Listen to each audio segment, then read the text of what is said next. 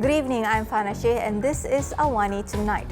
Budget 2023 will now be tabled on October 7th and enforcement of the Employment Act amendment postponed to January 1st. That's coming up.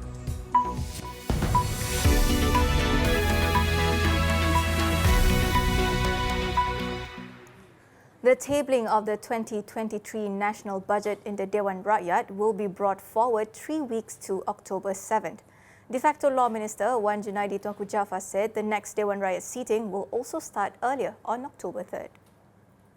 The next Parliament meeting was initially scheduled to begin on October 26, with the budget to be presented on October 28th. However, Wan Junaidi denied any links between the change of dates and the 15th general election. He previously indicated that the next national polls will likely be called only after the federal budget is passed. It has been widely speculated that GE15 will be held later this year as UMNO has been mounting pressure on Prime Minister Ismail Sabri Yaakob for snap polls. The enforcement of the amendments to the Employment Act has been postponed from September 1st to January 1st. Human Resources Minister Datuk Seri M. Saravanan said this was to assist industry players who previously urged the ministry to delay the implementation until after the economy recovers. He said the 3 months postponement was agreed upon following the cabinet meeting. The amendments would see weekly working hours reduced from 48 to 45 hours. Saravanan said the industry wanted to delay the reduced working hours as it will affect productivity and output. The amendments would also allow employees to work flexible hours where they get to choose the location, time and days of work. This would include flexibility to work from home during emergencies such as the COVID-19 pandemic. Rafizi Ramli has challenged Special Functions Minister Dato' Abdul Latif Ahmad to sue him, Bastard Heavy Industries Corporation Berhad and auditors behind the now declassified Littoral Combat Ships LCS report.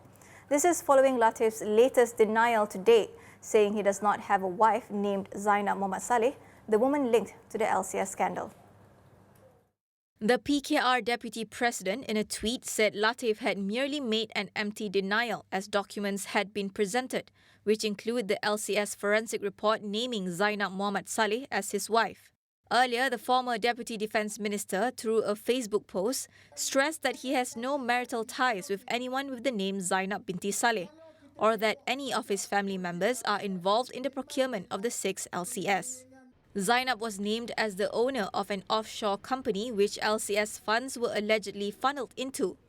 It also reported that Zainab's name was allegedly linked to another company that had received millions of dollars for the LCS project through suspicious foreign accounts. According to Rafizi, several forms of abuse occurred in the multi-billion LCS project through the two companies. Meanwhile, Malaysian United Democratic Alliance MUDA Secretary General Amir Abdul Hadi was today charged in connection with a protest gathering on the LCS issue. Amir pleaded not guilty to the charge before Magistrate Fardiana Haryanti Ahmad Razali. According to the charge sheet, Amir, as the organizer of the gathering, had failed to inform the police officer in charge of Dang Wangi district 5 days before holding the assembly. The charge was framed under Section 9 in brackets 1 of the Peaceful Assembly Act 2012, with the offence punishable with a maximum fine of 10,000 ringgit upon conviction. The court granted him bail of 4,000 ringgit in one surety and fixed November 3rd this year for mention. According to media reports, about 200 individuals had staged an assembly in front of the Sogo complex in Jalan Tunku Abdul Rahman on August 14 to protest the handling of the LCS project.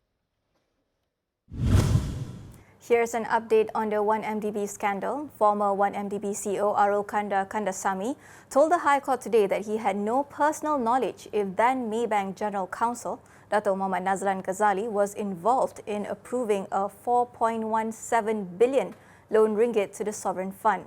Arul Kanda said this in the OneMDB audit report tampering trial, where Dato' Sri Najib Razak is standing trial for abuse of power. Ad hoc prosecutor Gopal Sri Ram raised this question after Najib's lawyer Tan Sri Shafi Abdullah brought up Nazlan's role in approving the loan. Arul Kanda said he only knew Nazlan was the general counsel of the Maybank Group and that he never contacted or met Nazlan directly during his 4-year tenure as OneMDB CEO. He said he only contacted Maybank's lawyer Dalvin Kaur and Michael Olau from the Commercial Loan Division when dealing with the bank. On July 2020, Nazlan, who was then the High Court judge, sentenced Najib to 12 years jail and fined the Pekan MP 210 million ringgit after he was found guilty of all 7 charges related to the misappropriation of 42 million ringgit of SRC international funds. Arul Kanda was testifying as a key witness in Najib's trial, where he is accused of using his position as the then Prime Minister to instruct for the final audit report on OneMDB to be amended before it was presented to the Parliamentary Public Accounts Committee. UMNO's chances of retaining the Pekan seat in GE15 will not be affected by former Prime Minister Datuk Seri Najib Razak's jailing. The division's acting chief, Datuk Seri Zamri Ramli, said the party had arranged a strategy with Najib before he was jailed, with the party machinery also kept in the loop. Najib was sent to Kajang prison on Tuesday after the federal court upheld his 12-year jail term and 210 million ringgit fine in the SRC international case. Following the federal court decision, Pahang UMNO chief Datuk Seri Wan Rosdi Wan Ismail announced that Zamri would be appointed as Pekan UMNO's caretaker. Wan Rosdi assured that the constituency would be looked after by the party members there. Najib, the Pekan UMNO chief, has held the parliamentary seat since 1976, defending it in GE14 with a majority of 24,859 votes in a 4-cornered clash. On Wednesday, Law Minister Datuk Seri Wan Junaidi Tuanku Jaafar said there was no need for a by-election in Pekan, as any vacancy that take place less than 2 years before Parliament's term was dissolved does not need to be filled. We will go for a quick break. Stay with us.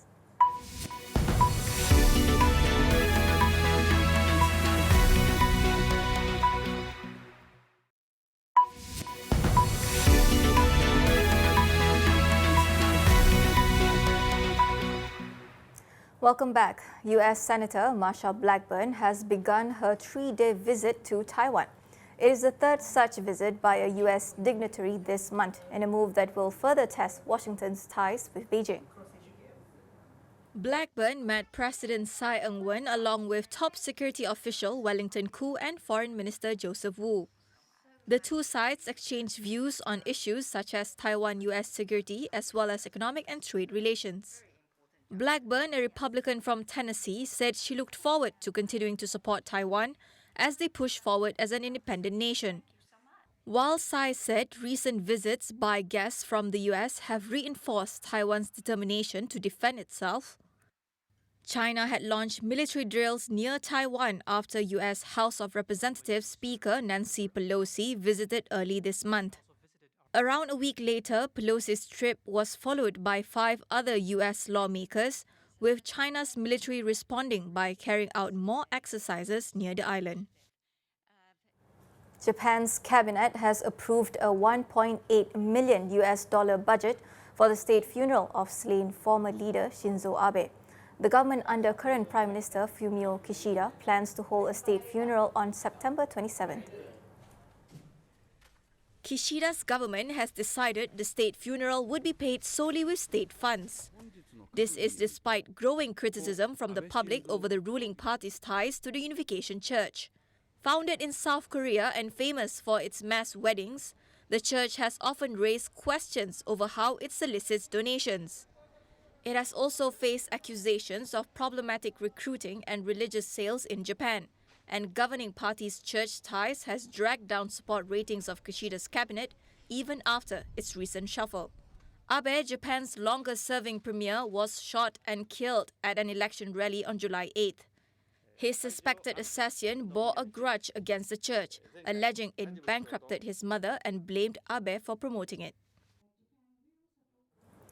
Australia has appointed a former High Court judge today to lead an inquiry into former Prime Minister Scott Morrison's secret appointments to some ministries at the height of the COVID-19 pandemic. Virginia Bell will examine how Morrison appointed himself to numerous government departments, including Health, Finance, Treasury and Home Affairs. Prime Minister Anthony Albanese said Bell is due to deliver her report by November 25th. He said the inquiry will make recommendations to the government on any changes which could provide greater transparency and accountability to ensure that it will never happen again. Morrison secretly appointed himself to 5 ministerial roles between March 2020 and May 2021, without the knowledge of the original ministers. Still in Australia, police in New South Wales have made the largest ever drug bust in Australia's history. It seized over 1,800 kg of methamphetamine, or what is known locally as ice, inside shipping containers at a Sydney port. The record haul would have had an estimated street value of about $1.1 billion. Police uncovered the drugs concealed in 2 shipments of marble stone from the Middle East. 3 men in their 20s have been arrested thus far, but police said the operation is likely connected to a larger syndicate of organised crime. Australia is in the grip of what authorities have called an ice epidemic. They say the drug is fueling violent crimes, addiction and mental health problems, particularly in regional communities. The country has the highest reported methamphetamine use per capita in the world, with about 6% of Australians, 1.2 million people, having used the drug. California will ban the sale of petrol-only vehicles by 2035. The new rules mark a historic step in the state's attempts to tackle climate change and will also force car makers to accelerate the rollout of cleaner vehicles. The move comes after California Governor Gavin Newsom set a target in 2020 to speed up the shift away from fossil fuels. Under the rules, 35% of new vehicles sold in the state must be electric, hybrid or hydrogen-powered by 2026. The regulations would apply to 68% of vehicle sales by 2030 and 100% by 2035. The move is important as California is the most populous state in the US with 39 million residents. And if it was a standalone country, California would be the 5th largest economy in the world by GDP, putting it ahead of the United Kingdom. That is all we have for you on AWANI tonight. I'm Farnashe. Thank you for watching.